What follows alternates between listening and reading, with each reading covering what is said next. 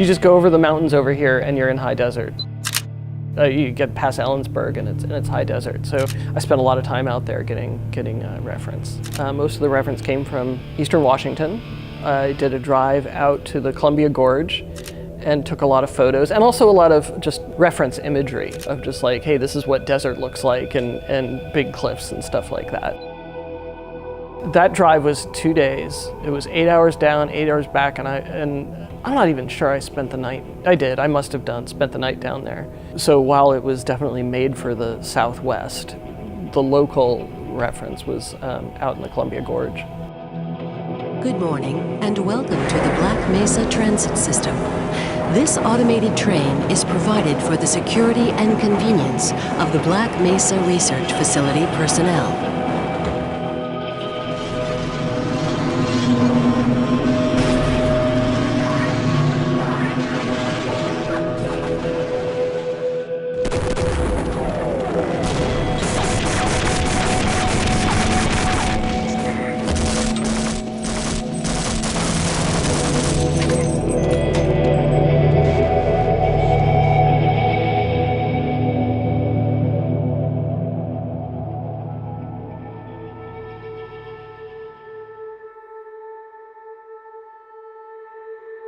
My name is Mike Harrington. I was co-founder at Valve.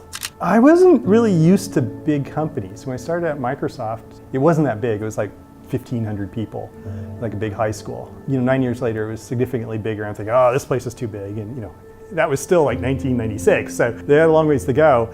I told my managers like a year before, like, I'm leaving in a year and I'm gonna start a game company. And the first person I talked to was a good friend of mine, Michael Abrash. But at that time, he was trying to do something within Microsoft, and by the time it made sense, John Carmack had convinced him to go work at id. So how could he say no to that? And then I was having lunch with Gabe, and I said, Gabe, I'm leaving. I'm just gonna leave and I'm gonna start a game company. He goes, I wanna leave, I wanna start a game company. I'm like, all right, and that was it. On the surface, we should have failed. And realistically, both Mike and I thought we would get about a year into it, realize we'd made horrible mistakes, and go back to our friends at Microsoft and ask for our jobs back. But we did think that we knew a fair bit about software development, that there were expertise that goes into it. I think we also had some pretty clear ideas of how to design a company, right? So when we were building Half-Life, we were also designing Valve at the same time. We had no plan except for, by then, like I mentioned, Michael had gone to id. And he said, oh, you're starting a game company, you have to use our engine. So Gabe and I flew down to Mesquite to meet id.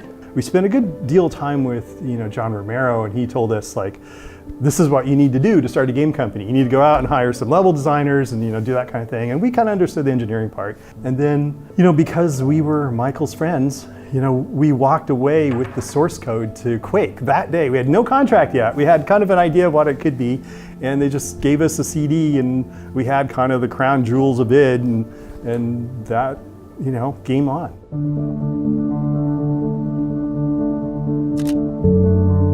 I think most of us had no game development experience. We were either amateurs working in our homes at night for fun, or some people were from the software world, but they had never worked on a game. I think we had 3 or 4 people in the entire company who had actually shipped a game when we started Half-Life. We have to figure out what is Valve's first game. So we have to come up with an IP. So everything is done from scratch. Gabe came into the office and he said, I read this story. I read this Stephen King story called The Mist. It's Stephen King. It's got monsters, people in a grocery store, fog comes in, monsters in the fog, use your imagination. We didn't want to write that as a game. That wasn't really the point, but it was just the tension and how it felt. Well, it was interesting. At first we had 2 games. Greg was working Prospero, and then Half-Life was originally called Quiver. My job was then build a team and figure out another game for us to build. That'll be the second game Valve ships. What features should it have? How is it going to be different from a normal first-person shooter? Every time the engine got a feature for Prospero, Half-Life stole it. And then Half-Life just started getting visually, more impressive and cooler. And eventually it just, because it was going to ship sooner, it just stole the resources from Prospero, and Prospero just faded away. I had this character, had like a floating orb, and wanted to have some effects on it. It's kind of magical energy something. And so I worked with them on that and came up with the first version of the beam effects. And they were using it, they were happy with it. And then people on Half-Life are coming over and like, what is that? How did you do that? So very quickly that got into Half-Life. The disaster sequence has kind of beam effects all over it, and we ended up using it for the Vortigons. Like there are a bunch of things that we were doing that we thought would help us tackle the problem of what video games were. And what video games were a rapidly changing field where at the time 90% of video games failed to turn a profit. And a few percentage of them were very, very profitable, right? So it was a field that really valued talent. Like I said, Gabe and I brought some people, and then from there on out we had to hire people. And Romero said you got to hire level designers. So we found some people who had industry experience. Worked on Rise of the Triad first as a pixel artist, and then went with Duke Nukem, and then everything just went nuts. But I was sitting in my office one day, and my phone rang, just out of the blue, and I pick it up, and it's this recruiter. Eventually, he hooked me up with Gabe, and they flew me up here. It was a big surprise. But then we started looking, the nice thing that we had is we had a whole bunch of people in the world who had been working on mods, and so we could start looking at those folks. And that's where we hired a lot of our designers. Steve and Guthrie, Steve Bond, John Guthrie were my favorite hires by far. Other than Doug, Gabe sent them an email and they're like, who is this scammer? Never heard of these guys. Just kids, like barely 20, I swear.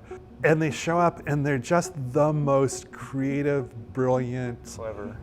Fucking clever. Steve had the magic ability to make stuff fun. The fact that those guys have been hired to go work on some game for some company, I think that was the start for a lot of people that something cool was going to happen, because those guys were already doing stuff that was cool.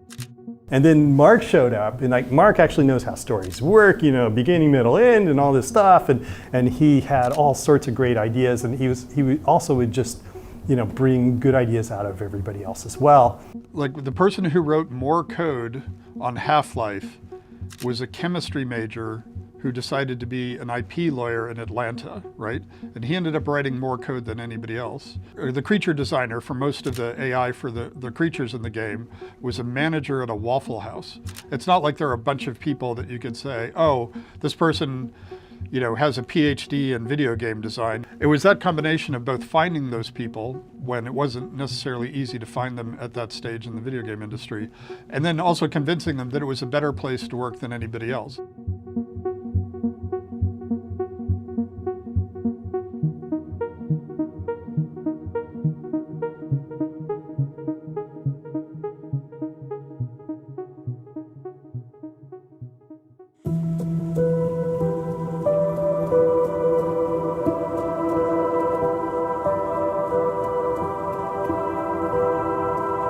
One of the things that I definitely learned was how to hire engineers.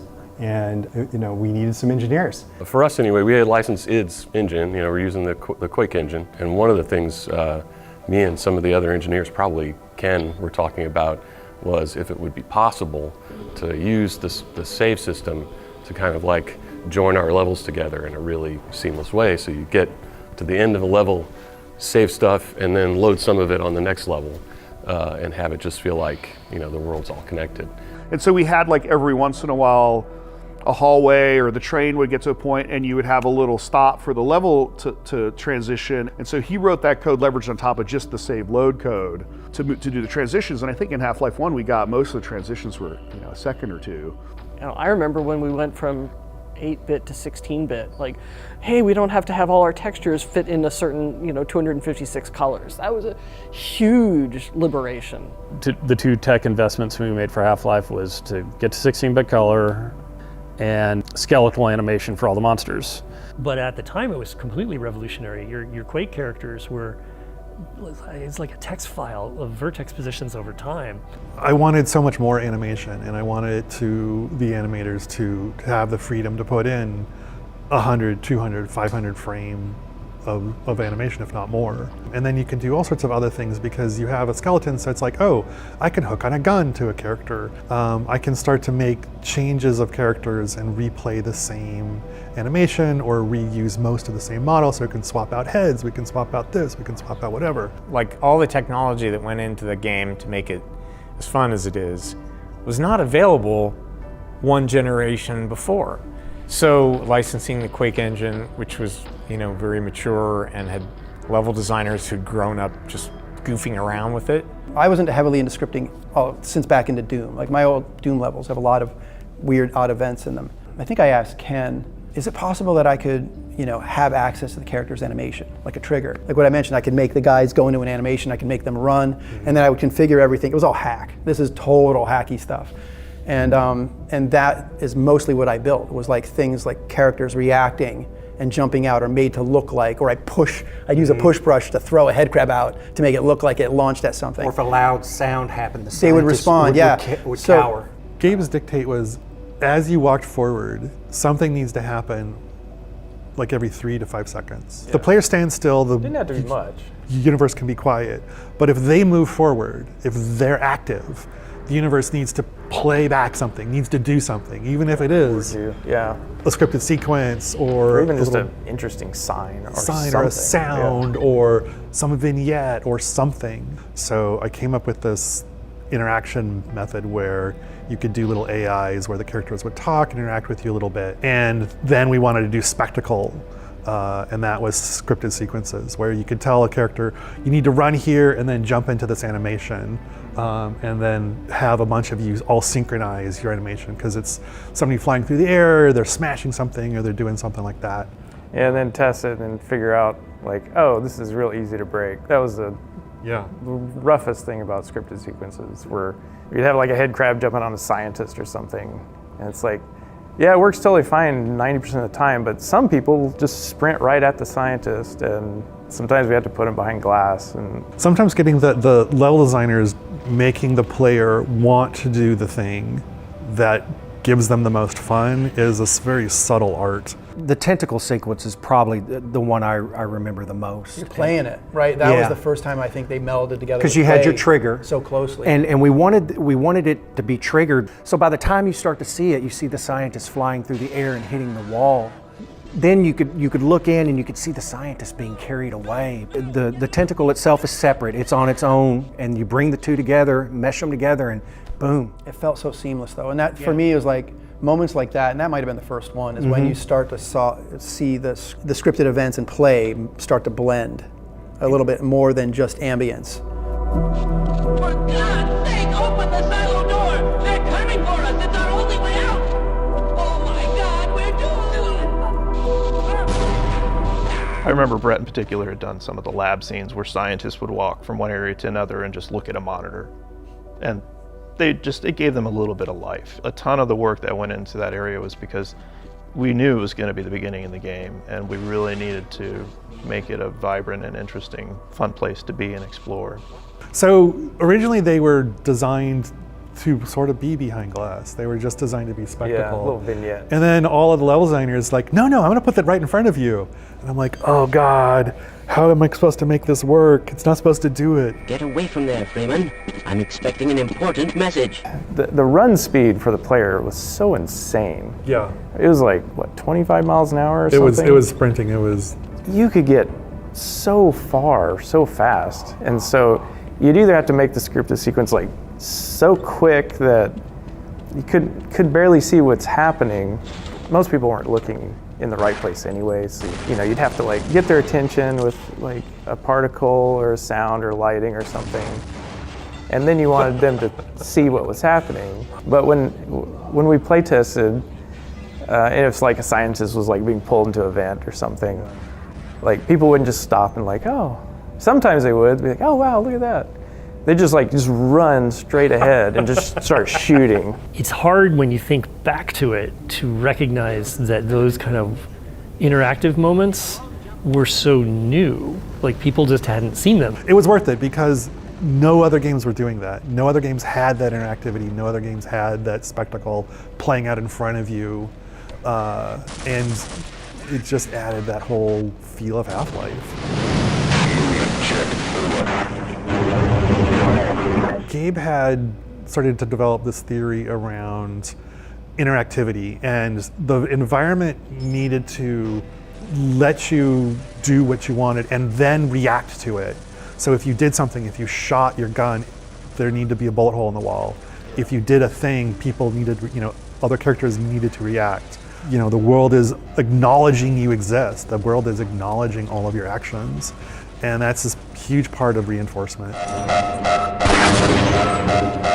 And you'd have these conversations where you'd be sitting in a design review and somebody'd say, that's not realistic. And you're like, okay, what does that have to, explain to me why that's interesting, because in the real world, I have to write up lists of stuff I have to go to the grocery store to buy.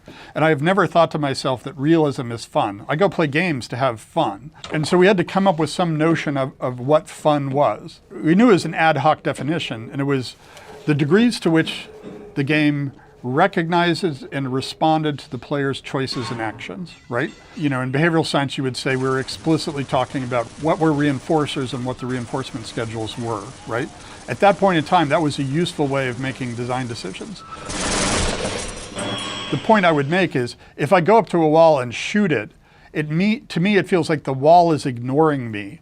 I'm getting a narcissistic injury when the world is ignoring me. So does this, to me, I was trying to convey to the user a sense of, yes, you were making choices, yes, you were progressing, which meant the game had to acknowledge that back to you. If you shoot at a wall, there have to be decals. If you kill a bunch of Marines, the Marines have to run away from you, right? You have to have this sense of the game acknowledging and responding to the choices and actions and progressions that you've made. Otherwise, it loses any sort of impact.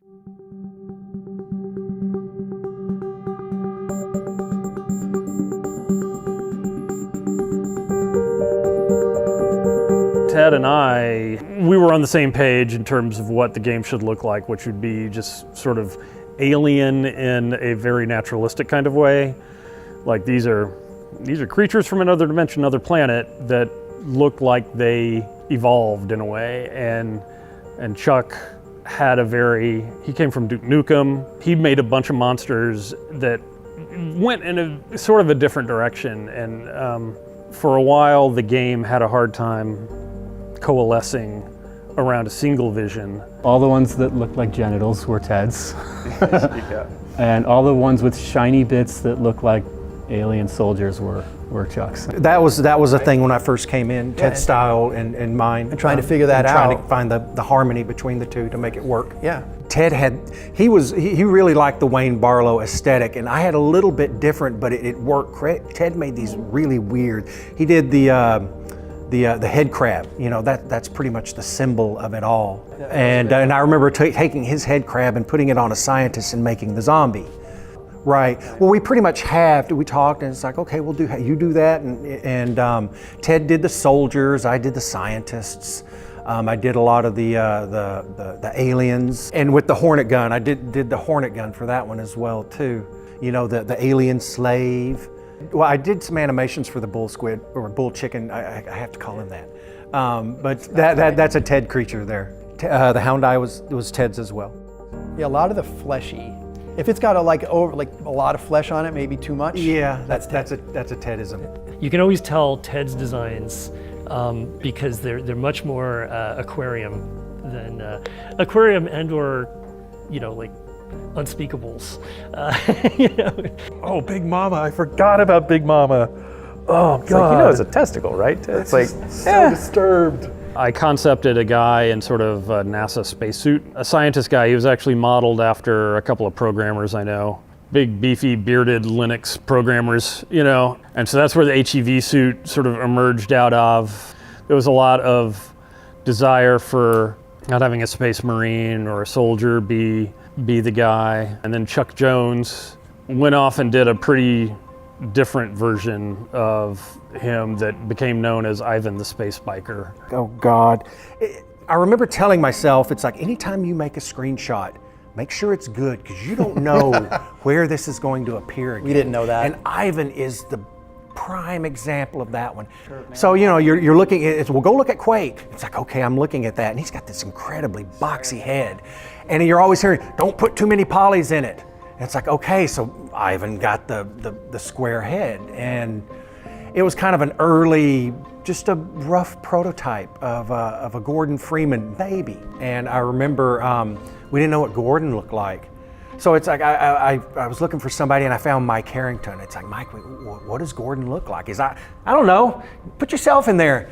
It's like, oh, okay. And so I went in and put kind of my likeness on the early Gordon model in the game.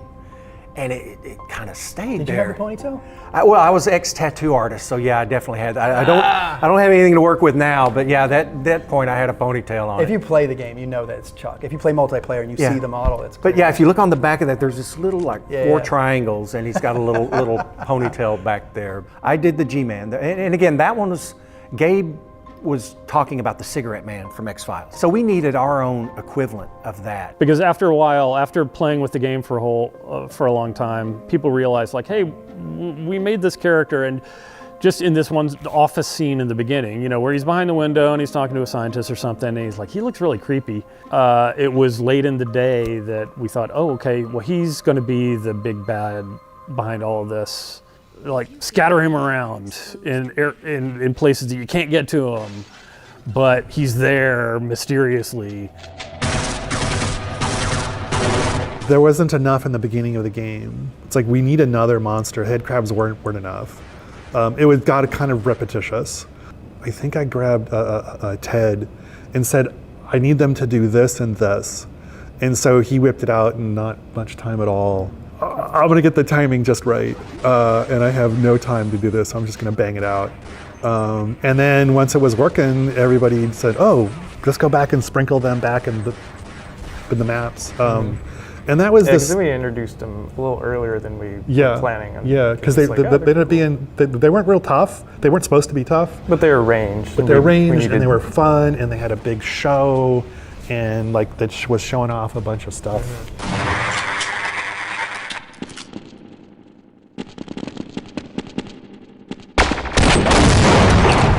I remember the assassin came in pretty late.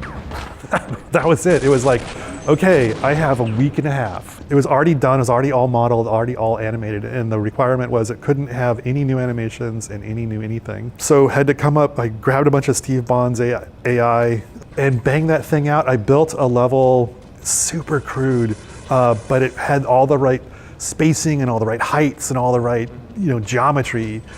Again, it's just a presentation where this creature gets to shine, this enemy gets to shine, and is your entire focus for that scene. And it's kind of a memorable experience because it just takes place in a different fashion than other encounters, and you get knocked out, and there's all kinds of the lights go out, and you get dragged through a corridor and things. So again, it's something you remember in the game.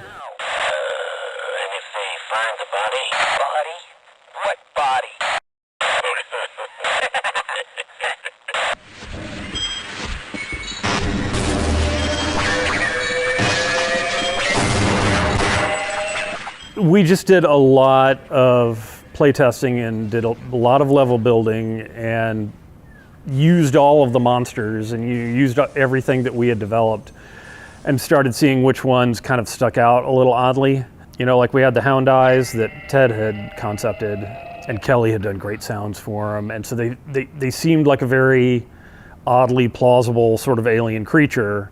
And Chuck did what we called the Panther Eye, which was this big Black Panther looking creature that also just had a big red eye for his face and a big shark fin coming out the back. And design wise, he seemed like this is a very useful creature. It's like when you design things, you like to have a gradient of difficulty, a gradient of escalation in threat. And so if we had these Hound Eyes, then this panther, bigger, scarier looking thing would be more of a threat.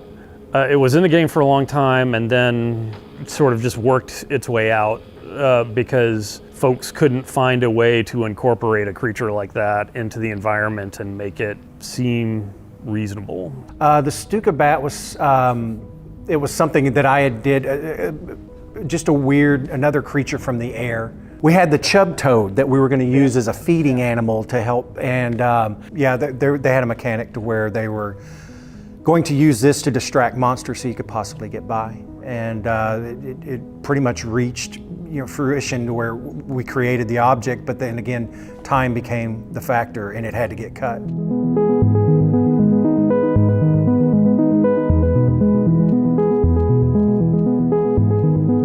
I grew up just outside DC, and so there's all these like big, really banal office buildings, and that's kind of the direction I went. So it started becoming a facility. And so I started making these kind of linoleum tiles and the drop ceiling, the concrete block wall, the black and white tile floor. She was like the texture artist for for most of the game. Yeah. It's just an overwhelming amount of work. Originally, I was hand painting all of the textures, and you can really see a shift in some of them where they go from hand painted to photo reference. The photo references are much, much better. So I was all over Seattle, Harbor Island, Gasworks Park, getting rusty metal things. What can I get good pictures of that is vaguely industrial and interesting to look at? And then how can we use this? And so, sides of boxcars, and I don't know how many hallways in Half-Life are, the side of a train car kind of thing. The Kirkland Costco. A lot of time in the Kirkland Costco, getting just packages of, I don't know why I needed snacks or something.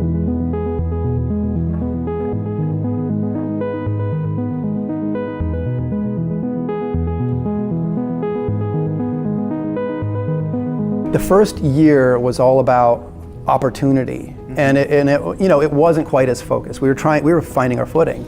We were getting into the 3 months before supposedly shipping in '97, and it's like, this isn't gelling. This is really not good. This is like, quick knockoff, cash grab, stupid, and let's not do that. There was a lot of disconnect between what all of the different groups were doing, what engineering was doing and what level design was doing and what animation was doing. We had a bunch of monsters that had no plans to get in the game because nobody else was assigned to work on them, and we had a bunch of levels that like, what's supposed to go in here? Oh, I don't know, everybody's gonna do a bunch of stuff, and like, no, that doesn't work that way. Yeah. So here we were, all these people doing all these cool things, and just everything's just this random collection of, oh, here's a cool moment and a cool this, and and then it's gone, and oh, now on to the next thing. Because the way we were building the game was, every level designer was kind of his own silo, his own universe.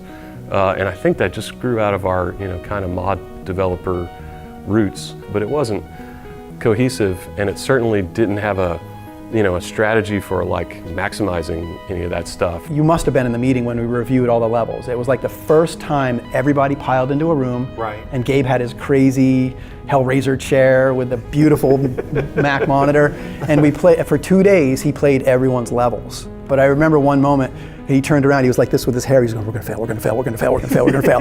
And I was just like, it blew me away. I was like, oh shit, this isn't good. We were doing our best trying to make this game and the story, and we had a schedule from Sierra, and it was a tight schedule. And we told them, like, we're not going to ship this, and we realized that you're not going to pay us to continue developing this, but we're going to do it anyway. Late is just for a little while, suck is forever, right? We could try to force this thing out the door, but that's not the company we want to be. That's not the people we want to be. That's not the relationship we want to have with our customers. And so Kelly and I kind of sat down and sort of tried to take an inventory of all the cool stuff we had built, and why weren't we just, building more on top of that? And those discussions kind of led to us building this kind of design cabal process to try to give some cohesion to the game and kind of changing the way we were approaching it. And so a cabal was a small group of people, multidisciplinary group. There's like an artists, level designers, engineers, and everything in that. And a small team that would write up a spec for a level. There was the arc that Mark had written, so we knew how that fit into the story. And we got a small group of people together, and we started with the beginning, and we went through literally what map do we need to build to tell us the story we're going to have to tell, and then what does that connect to, and what's the next piece and the next piece. The strongest and most influential thing that came out of them was, to me, the sketches. And they were really the visual meeting notes, right? We came up with a formula for how that worked. We had a certain percentage of the time where you were fighting, a certain percentage of the time where you're exploring, a certain percentage of the time where you're solving puzzles. And so we could apply that uniformly through the game, and that worked pretty well. Testing. Everything seems to be in order. Good morning, and welcome to the Black Mesa Transit System. This automated train is provided for the security and convenience of the Black Mesa Research Facility personnel. The whole opening of the game was specifically a reaction to how all the other first-person shooters were, whether they had cutscenes or not. Like sometimes, like they would just open without a cutscene, but you know you're standing in a room with a gun and there's a thing attacking you. So we could look at examples of all that, and I think there was expectation that that's what Half-Life had to do because every other game was doing it. I can tell you the number of people who started up the game, were staring at it, and then accidentally bumped their mouse and realized this is live. Yeah. And as simple as that sounds, it was mind-blowing for so many people because it was too much going on. This isn't real time, this is a recording, you know. That was sort of the way we, stumbled through a lot of the new narrative tricks. It was like, well, what can we do that you could do this in a movie or a story, but nobody's doing this in first-person shooters. You're this anonymous scientist and you're riding on this train into work and rolled the credits at the beginning. It was kind of like a cinematic experience almost. Like I don't think games had really gone down that road. It's so funny to look at it now because it's so primitive, but at the time it felt like you were really in this Black Mesa world. Pre-disaster survived from the first year, so a lot of that geometry was from that first version of the game, but in a very minimal way, right? Just the basic style of some of the hallways, the curved corners in the hallways, things like that. They more became sort of like Lego pieces that John could use and stitch together and extrude. And I know Brett did a lot of the raw geometry from pre-disaster, and then John did most of the work to ship it, and then the post and the train ride was all John, I think. The Sector C, so those are heavily influenced by NASA control rooms, with my favorite green hammerite, really influenced a lot of like we started with the kind of the consoles. I'm trying to remember, and then there was just lots of hallways and people were getting lost, and I did the color stripes to help people follow them places. One of the things that was actually super exciting was how quotidian a lot of it really was. You know, the lunchroom with the microwave, you press the button and it would go splat. My God, what are you doing? Yeah, all this work so you can start a microwave and blow up some soup, which was a reference to real life, because that happened regularly. Like, we regularly accidentally blew up. Later mostly, wasn't it? There were a few people who were just, challenged with kitchen appliances, and at one point we had a company fire. we had a lot of things going on in that kitchen. All of that stuff had a real kind of eloquence that in the late 90s, in a world where everything was so over the top, but we still got to go on flights of fancy. Welcome to the HEV Mark IV. I think like a super pivotal moment for me was when we came in this one morning and we saw the test chamber sequence that Kelly and John Guthrie and Wedge was in that office, and Dario Driller, they were all in this corner dark office where so much cool stuff happened.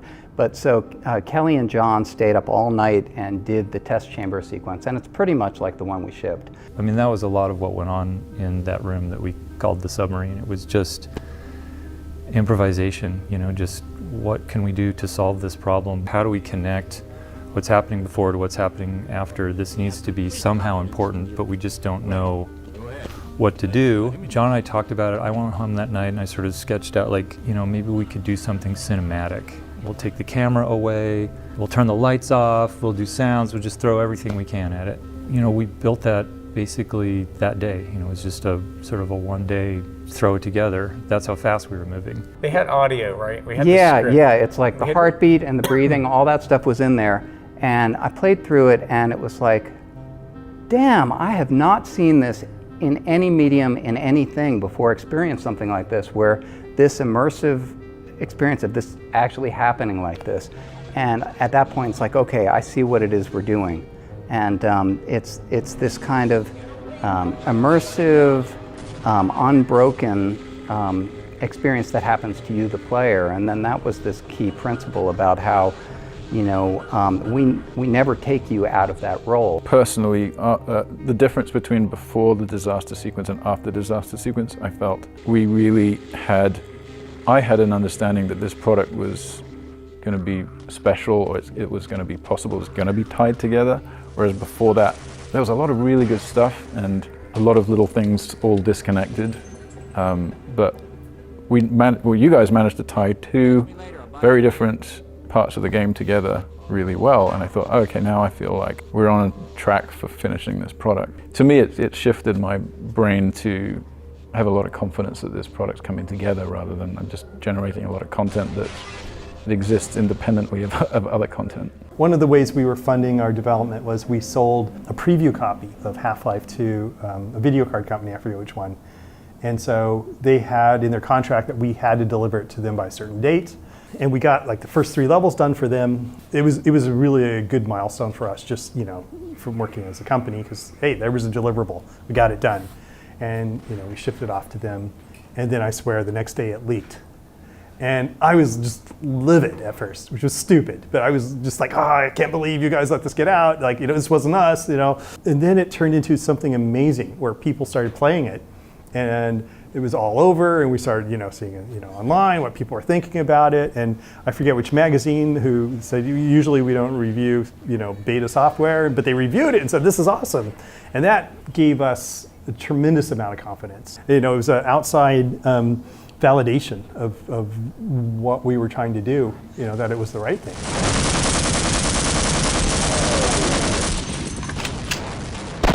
I think just with first-person shooters already, they were kind of like the valves of weapons you put into first person. You got to have a shotgun, and there's obviously a pistol. You know, you need your weapon that's going to make you struggle and you drive you to get another weapon. That was a lesson in how to make all of your weapons as orthogonal as possible, so each one did something completely different.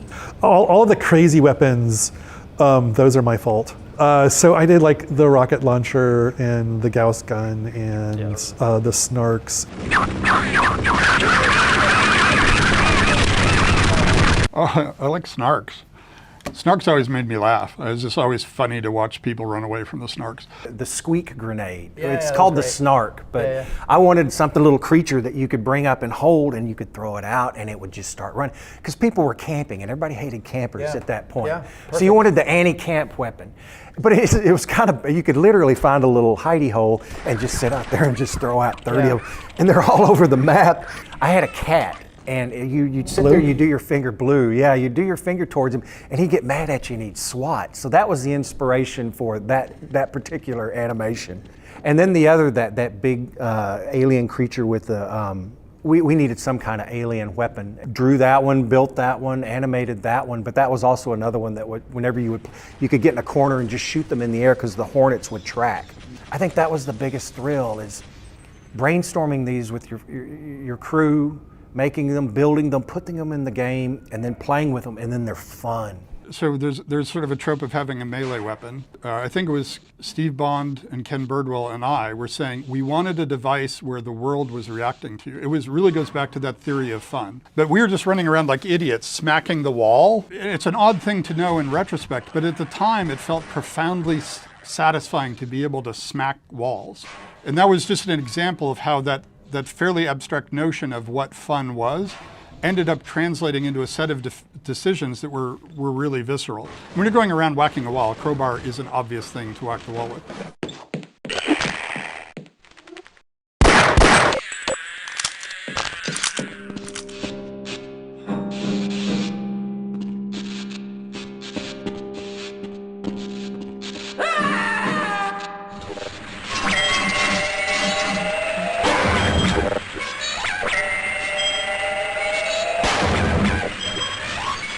If the sound could let you know what's going to happen, that's really makes it powerful. So we're always on the lookout for that in level design, in monster design, communicating, because the AI is often hidden from the player. So we use the sound to broadcast the internal state of the AI.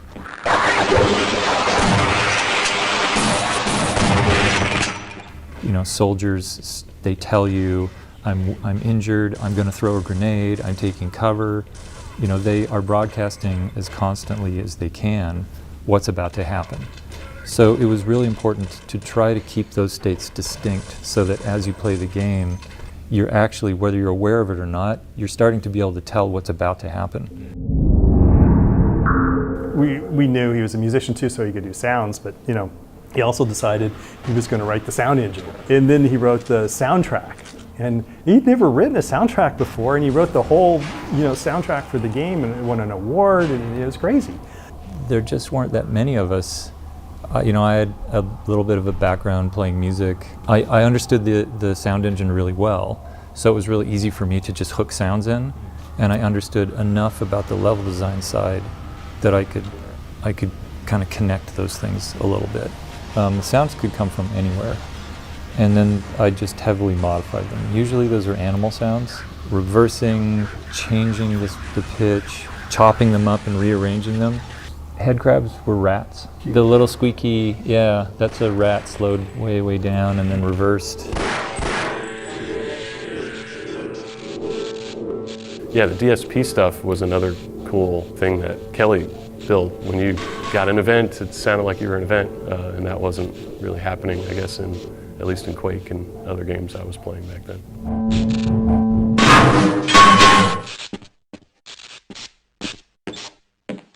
You know, we had these huge silos, these cavernous spaces. The day they had their own echoey DSP, it made an enormous difference, right? You believed the space.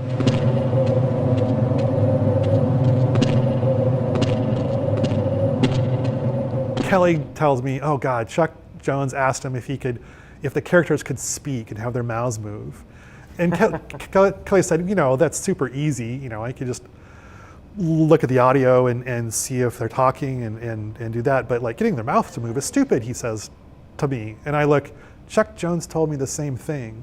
I told him making the mouths move was super trivially easy, but knowing when they're talking and knowing how to follow the envelope of the speech would be impossible.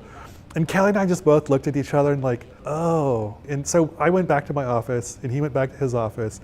And I think within an hour, the characters were talking and their mouths were moving. And it was only because we sat there at lunch bitching about an animator who was 100% right. Why are you leaving me here? Scientist conversations, Kelly and I made that. When they're next to each other, one scientist will occasionally play a question and the other one will give him an answer. And it's not a script, you know, it might not always make sense. I am rather looking forward to this analysis, aren't you? I don't think so. But it had a bunch of personality. It was really cool.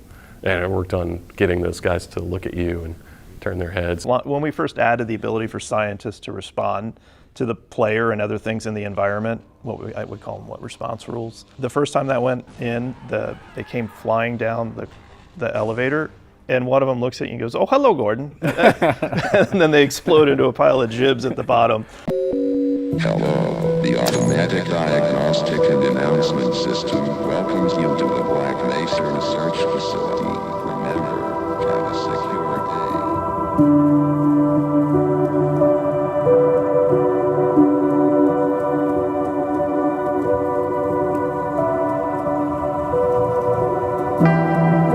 I hadn't really started working on the biggest part of the game, which I ended up shipping, which was surface tension, prior to then. A lot of the work that I had done was the alien research labs, which turned into questionable ethics, and all of that was ditched. There were some concepts made it through, but everything was rebuilt from zero. But you know what did make it through was power up. Yeah, basically that geometry survived completely intact. It was so closely designed for that creature that because the creature survived, the levels survived along with it. Yeah, there's this sort of central circular thing where you have to rotate the train, and you have to kill the Gargantua first because he was always defending the way out. And then you have to go to like another area which looks very much like it was designed for Quake, because pretty much it was. There was a flooded pump room, and you have to drain the generator, and then you can switch the power on, and then you can take the train out. Yeah, I remember him being totally central to this whole thing. And then, well, how do we block the player? Which is, I mean, that's pretty much like design point number one for all level design. Okay, well, how do we prevent the player from just walking straight out through the exit? And you design backwards from there.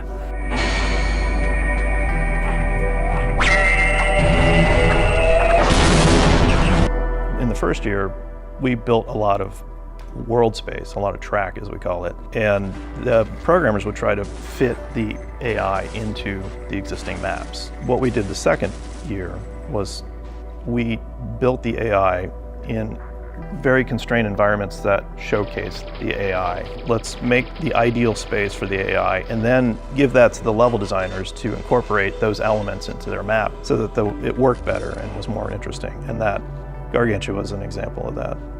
And the grunts especially. Yeah, we had the AI that Steve had been working on, and he had designed all these interesting encounters with them just in his test map, and so he had them up high and down low, and so basically we just sort of re-leveraged that and say, okay, let's start where the player comes in low and there's a Marine on the same level, and then the next one they're up high and then they come running down, because it was really neat to see them retreat. They'd try to run back up the stairs and try to flank you from another side. Steve Bond, like I mentioned earlier, was this really young guy who had been making mods in Quake C, really the designer for so much of the AI. I mean, all the stuff that's good about the soldiers, the grunts you fight in Half-Life. Yeah, we had a little bit of a language we could sort of use to say, this is a place they can climb, this is a place they can jump to, this is a good place to hide. These are good places to go in general, or interesting places. So, the AI had a little bit of help.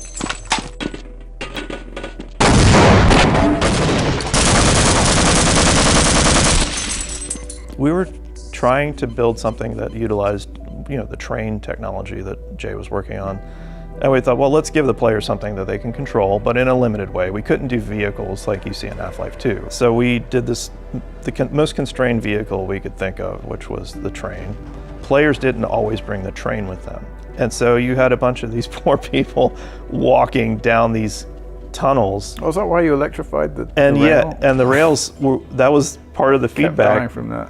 Part of the feedback was, well, you can just bypass all that, so we made the rails electric. It's like, well, maybe that'll teach them to bring the train with them. But the basic idea is, let's explore that, and then also reveal some of the hidden deep parts of the base, the abandoned areas where you might get a lot more of the Zen creatures. We had designed some of the ones that didn't make it into the game to appear there, bats that would dive bomb you, and while you're on the train, Stuka bats. And then we also tried hard to not make it feel like it was this super linear thing, so we tried to give little branches, and so there were some challenges there.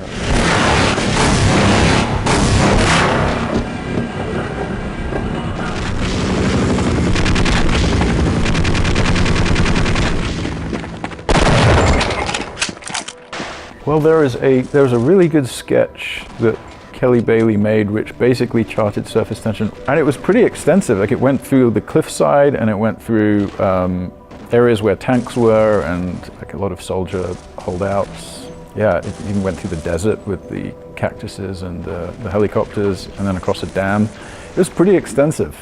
Yeah, when I saw that sketch, I was so motivated to just start building all of that stuff. So I ran ahead with a lot of level design, a lot of geometry, and it seems like a lot of it stuck in some way or another, which is really amazing. I did the dam, which was funny. I just did that in a day. Right. Like, it was like about 4 or 5 hours. I did a Hoover Dam thing because I like the Hoover Dam.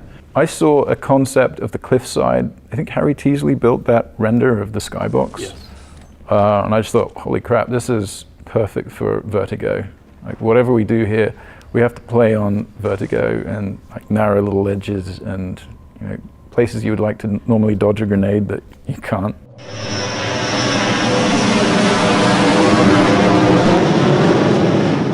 And that's the moment. That's really the big part of that level, is that reveal, and the play is kind of supports it afterward. Yeah. The helicopter comes in, you're fighting the helicopter, which is awesome.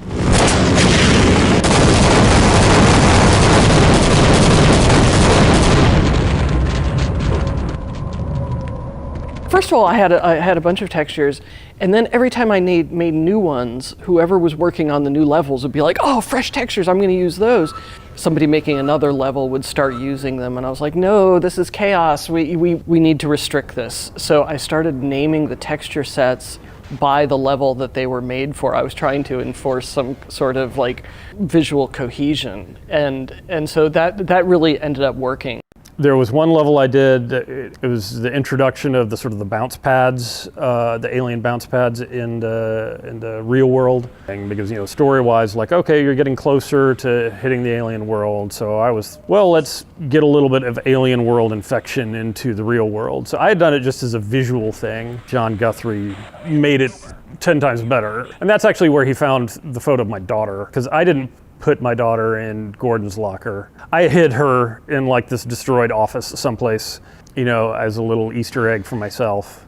And John went and put my daughter's photo in Gordon's locker, which I think was a good decision.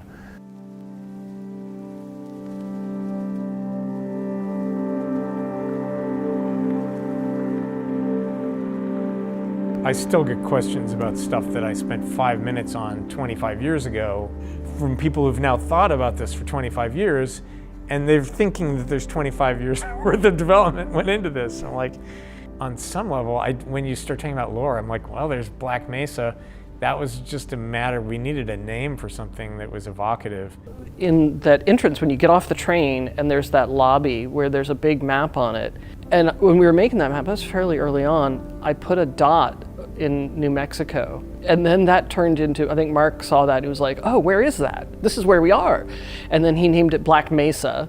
That is a favorite thing of mine, actually. If you come up with a name for something and it evokes something, then you don't have to write the whole story. It's because it's a conspiracy plot. Everybody knows more about it than you do, so you don't have to answer those questions. You just keep raising questions and make the mystery kind of thing. Like dialogue came in later. Also, a lot of the scripted sequences came in later, and those helped to kind of sharpen the storytelling aspect of it, because, setting expectations to get up to the surface and then like, oh no, they're not here to help us. The whole thing about diegetic writing, right? Like keeping the exposition in the game instead of outside the game. I give a lot of credit to Mark. After playtests, we'd realized that maybe you need more of a dialogue cue about something. That's when we started to do like scientists who were literally pop up in a corner and go that way. There's a few of those that we stuck in right at the end when we'd like, well, we get one more session with Hal. He can say, go down here, go around that corner. Well, so much for the government. Their idea of containment is to kill everyone associated with the program. Judging from your hazard suit, I'd say you were part of what went wrong. I knew Hal from San Francisco as an artist, cartoonist. He was also an animator and an actor in some science fiction movies. So when we got down to the wire, we did a bunch of voice casting and nothing was right. And I just kept thinking of Hal. And I finally just called him and said, Hal, I want you to at least talk to people here so they can hear your voice. And I got him on a speakerphone, and I had a bunch of people gathered in my office. And I'm like, okay, Hal, everybody's here. And he's like, well, what would you like me to say? And everybody is like, this is him. This is the guy. Why do we all have to wear these ridiculous ties? Another interesting voice thing was the G-Man. So we liked Mike Shapiro's work. So we knew we wanted to use him, but we brought him in to do Barney and also the G-Man. So we did a take on all the G-Man lines with kind of a straight voice, and it was thinking that, okay, we have something safe, but we're not super excited about it, and give us something else. And he does this crazy lizard voice. The border world, then, is in our control for the time being, thanks to you. Quite a nasty piece of work you managed over there. I am impressed.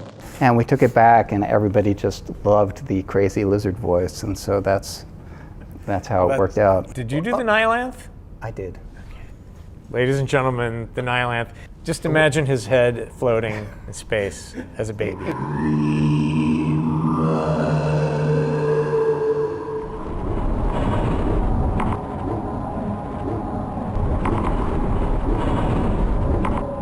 I went into Gabe's office and I demanded Gabe to either fire Ken or I quit.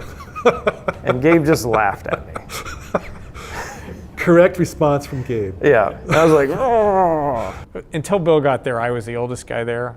It was hard because, you know, I had to go home in the evenings, whereas the young guys who just moved out from Florida or wherever, they did not have to go home in the evenings. I'd go home, see my kids when they were in bed.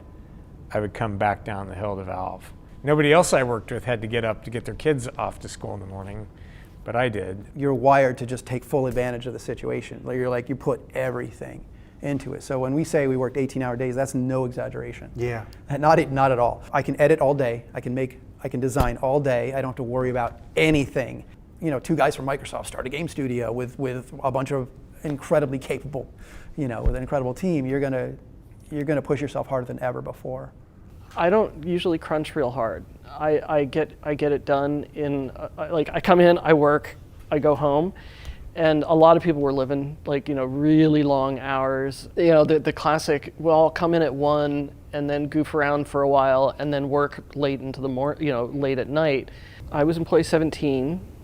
There was a woman that was the kind of the office manager, and eventually Mona Lisa Guthrie came in at the desk. I was the only woman on the team. That was not awesome. I decided to become a baseball fan here after the birth of my first daughter, so she's the one in Gordon's locker, Isabel, but she's very special needs. She's 25 today. Cognitively, she's about 3 years old. So after her birth, in the middle of Half-Life production, it was really hard. It was really hard because we were getting about 2 hours of sleep at a stretch because she had to be fed through a tube in her stomach every 2 hours. I had just a difficult time relating to the world when she was a baby.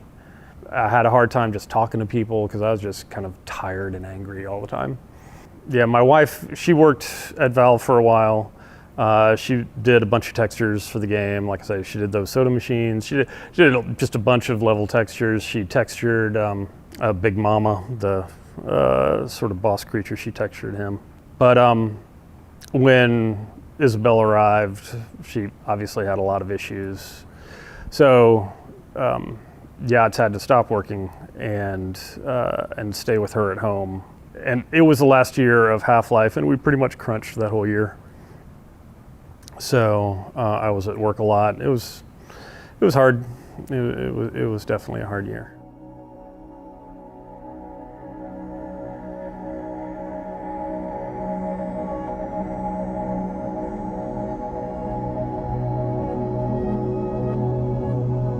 Games have often had this thing where they're just a little too attached to Star Wars, Blade Runner, Aliens. So it wasn't that hard to try to get people to go, let's think of something really alien. Like what Zen was initially was you're gonna go inside a huge alien organism and kill it or figure out how to turn it on or off or something like that. I didn't know we couldn't actually do that or what was involved. What does it mean to have alien architecture or a planet that's biologically defining the structures in it, as opposed to what the tools were good at, which is making rectangles? And then slowly it scaled back till it was more and more corridors, and that everybody was really good at. People were finishing up stuff and I was still working on Zen because it was like it went through a lot of iteration, or at least we're trying to figure out what it was. Different people were taking swings at it, either in static Weren't concepts. you under a bit of a timeline crunch for it as well? Yeah, it was the end of the game. Yeah. I wanted to cut stuff out and they're like, no, leave it in. I'm Right. like, yeah, but I don't have any support for this. Right. And then after a lot of it was built, is like, oh yeah, we're gonna change the gravity and give you a jump pack. That came later. And I was like, There's a lot of stuff, especially in Zen, where you're getting close to a first draft of some things, right? Because we just didn't have time, and we got to the end of the game, and so we considered not going to Zen, but the art concepts people did were so cool. For the Zen textures, I was deeply inspired by electron microscope imagery, and we had so much of that regular structural texture material that I wanted to do something more organic. Insects as well. I think there's a lot of textures that were based on beetles.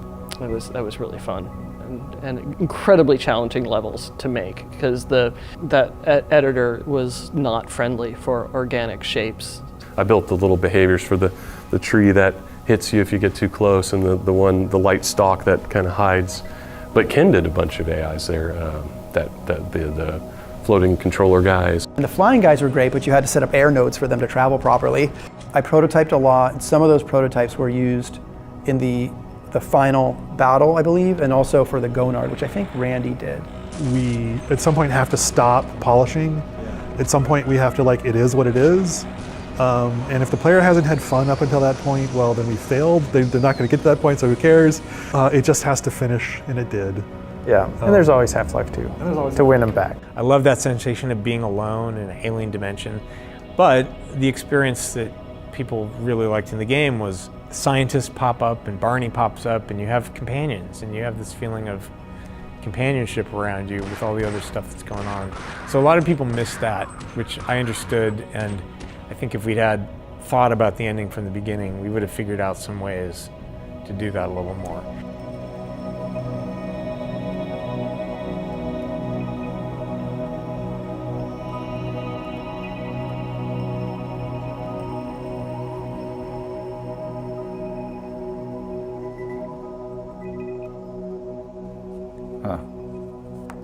I remember coming back from downtown Cabo very drunk and then running to the beach, but didn't know there was like a 6-foot retaining wall there, so I just went right over. And then I was hurting so much I slept the night where I fell. Yeah, I woke up the next morning. I had never heard that story. A really story. stiff neck. Oh my God. It's a good thing you were pretty young. I remember after we'd gone final on the game, I was home one morning, taking a shower, and my wife asked me, like, it's done. Is it any good? Is the game any fun? And I go, I don't know. Like, I hope so. I don't think it's exaggerating by saying if any one of the crew had disappeared for a month, we wouldn't have shipped. It didn't matter who they were. Everybody was mission critical. My inspiration from Valve, what I really took away with me was that the thing that is most important to me is what are we making? Coming in as a texture artist, you don't have a lot of expectation that you're going to get to influence that. And I was able to have quite a bit of influence on the what. It was so fun to work with the people who were making Half-Life. The collection of people were diverse, at least like in their professional backgrounds, was kind of all over the place. And so figuring out how to work with all those people, but also just the fact that we had hired really stellar people who were good at collaborating, like they're conscientious people, deeply passionate about what they wanted to create. That just was a recipe for a professionally, like, really good time. It seems to me that one of the things that good games do is make 2 games worth of stuff and then throw away the bad game. And fortunately, like, Valve was able to do that. A lot of companies couldn't do that, but backstopped by Gabe and Mike, Valve could afford to do that. I always have absolutely nothing interesting to say when people say, would you reflect on your legacy? Like, I really don't look back a whole lot. I'm always excited by the future, right? So to me, it's like I can look back at the things we did, but to me, they're just sort of like the stepping stones to what we're going to be able to do in the future. That's just how I'm wired, right?